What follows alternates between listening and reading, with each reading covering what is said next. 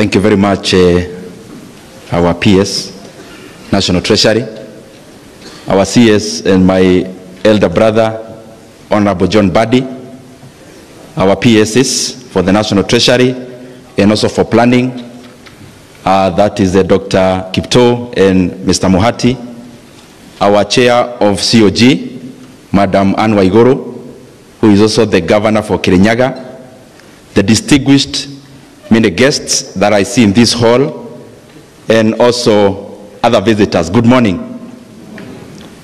I just wish to make very brief comments on this process. But even before I proceed, I first of all want to congratulate my brother Honorable John Buddy for being appointed the CS for National Treasury, because this is the first time that we are meeting in this kind of process when he is actually not a member of parliament like myself. So karibu sana waziri.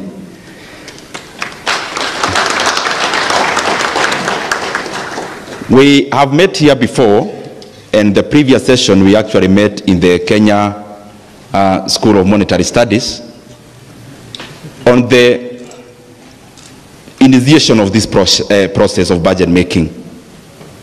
And this process should not be a ritual. It should be an objective, practical process. Because most of what then happens in the year, in the culmination of the CS giving the highlights in the National Assembly, and also the assent of the appropriations bill by the President, the beginning of that journey is actually today. Many times we get people coming at the wee hours of the night, in quotes, in the budget making process to come to canvass for resources. Unfortunately, it's always very late, because we need to take this process with the weight it deserves, especially at the beginning, other than coming when the process is almost complete, when we get a lot of phone calls with the PS and of course with the CS, with the accounting officers canvassing for resources. But I also want to give just a few pointers. One, I live in Kenya, yes, and we see that we deserve to do more as leaders, and especially insofar as the Kenyan people are concerned. And that is what we should do more. But looking back, many times it is not fair for us to engulf ourselves with only doom and gloom, because Kenya has been doing well insofar as especially parameters of economies are concerned. Because looking at Kenya, and especially the year that is already complete, that is 2023 calendar year, our GDP grew by a modest 5.6%. Looking globally, Kenya was ranking among the 25th fastest growing economies in the world. And I don't think that is a bad thing, it is a good thing. Secondly, the other parameter, if you look at our currency, and especially for the last 1 year, that is the calendar year, and even within this year alone, within this year we have seen our currency gaining close to 20% against the greenback, or the US dollar, against the local currencies even more or better. And therefore I think on that front also, Kenya is not doing so badly. On the other front of inflation, where we measure now the real cost of living, even before I go to the jargons, if you look at the cost of unga, which is our staple food here in Kenya, that is ugali, or maize githeri where I come from, it is the same plant, or it's the same thing. Our unga has come down by almost 50%. And I also think that is a good thing. But even in terms of jargons, our inflation in the month of July was around 4.3%. Our inflation last month, which just closed the month of August, was 4.4%. And our benchmark as Kenya in terms of inflation is 5%. and of course with a band of 2.5% either way. And therefore, we are actually dealing with the lower band of our inflation because it is below 5%. In fact, if we continue getting the kind of progress we are getting, Waziri, you may now start dealing with a bigger problem of deflation probably in future. And therefore, I'm just trying to say that even when there is a push for us to do better, which is very important, we also have to celebrate that Kenya is becoming a very progressive economy, has come of age, and I'm saying so with humility, and especially based on empirical figures, which are generated here internally, but also acceptable globally by other institutions. The other thing I would just want to say around those figures is that probably what we may need to look at as we look forward is that I should not be coming here as budget chair to convince Kenyans how the economy is growing. It is the Kenyan people who should be telling me the economy is growing. And therefore that calls upon us, all of us in this hall, that all the policies that we make must advance an egalitarian society, must promote equality and equity, so that even as the economy grows, it should not be growing in such a forum. It should be growing in the pockets of the Kenyan people, and I think that is a component of making sure our resources are well distributed. The other thing is about our budget, because that is why we are meeting here. And we can only deal with our budget now with the pointer of the budget we are already implementing of 23-24, because that is the budget we are implementing.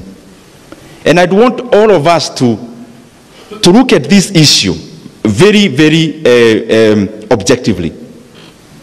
The budget we are implementing is a budget of 3.88 trillion shillings.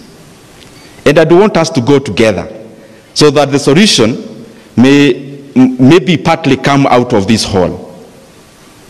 Out of the budget of 3.8 trillion, and that is after the fall of the finance bill, and therefore what followed was the supplementary one. The budget of 3.88 trillion shillings on the revenue side, because it's very important, we have 2.6 trillion shillings in ordinary revenue.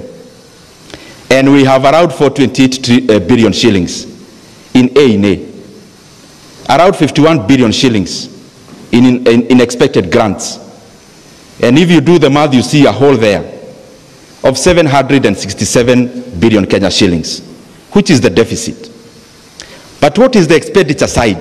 Because that is what 100% of the people here, Waziri, I can guarantee you, never came here because of the revenue side. They came here because of the expenditure side. And especially a PS or an accounting officer, the primary reason they are here is to know ultimately, after the sector working groups, how much am I controlling. But then, in the entirety of it, on the expenditure side, 2.2 trillion shillings is going to national government expenditure, which out of that, around 1.59 trillion shillings is recurrent. And I'm not just mentioning these figures, there is a reason. Out of that then, 641 billion shillings is development. 641. 410 billion shillings is the reason why the chair of the COG is here. It is going to our counties as equitable share. Now, the elephant in the room, 1.23 trillion shillings is CFS, Consolidated Fund Service. What is it?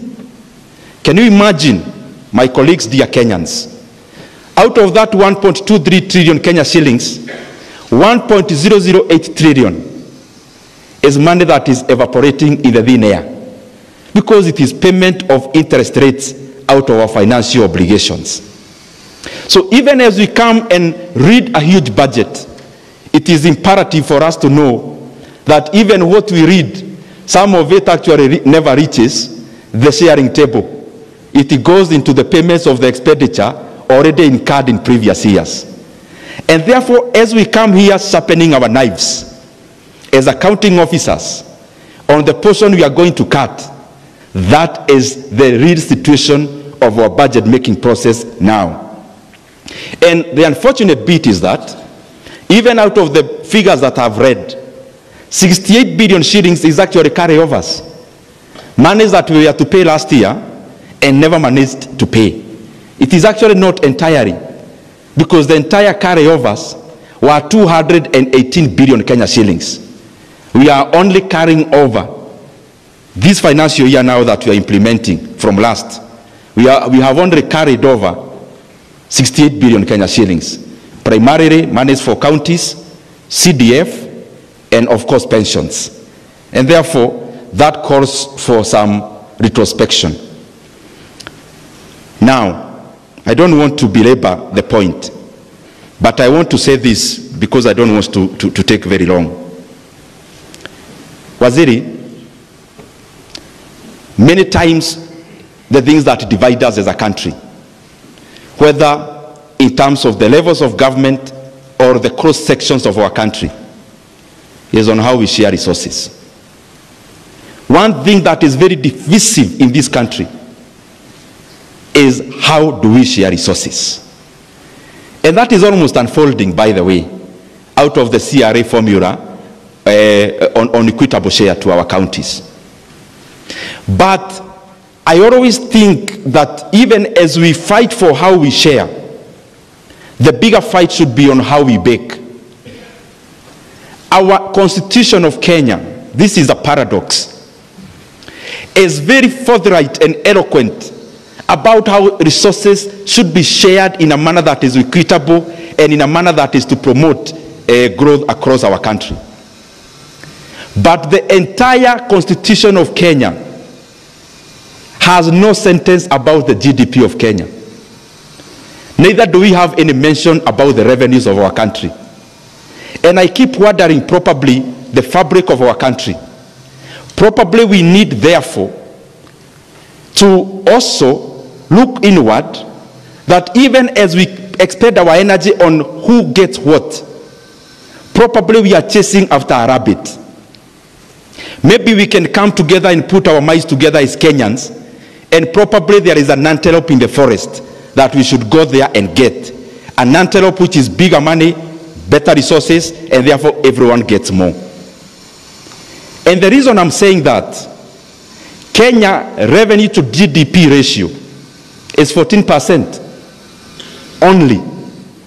That with the economy projected of 18 trillion, the monies that I have read to the ordinary revenue is only a representation of 14% only.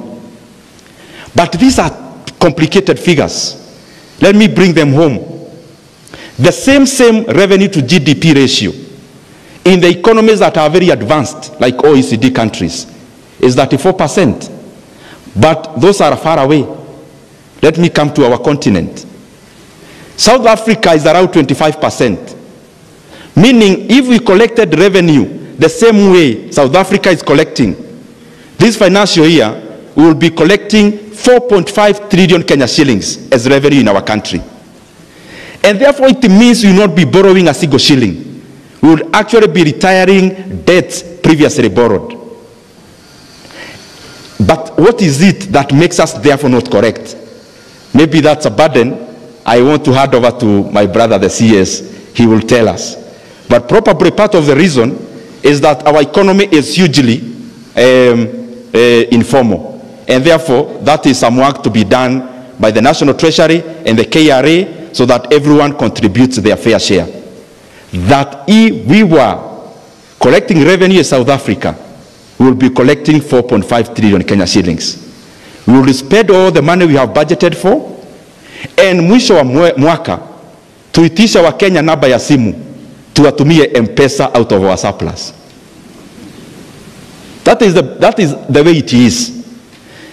As I come to the conclusion, I am an optimistic Kenyan, partly because the factors within our country, God has favored us greatly, because our fiscal policies have worked around agriculture.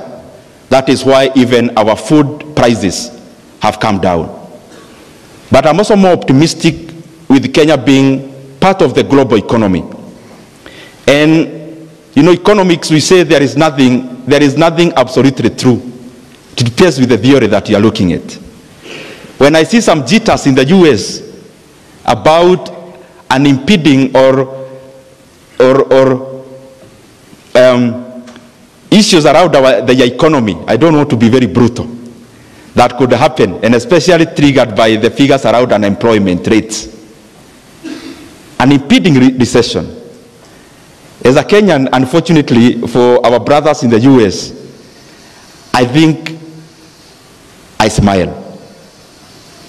Because part of the reason why we are where we are in Kenya and the global south is because the US got a lot of inflation out of the COVID money.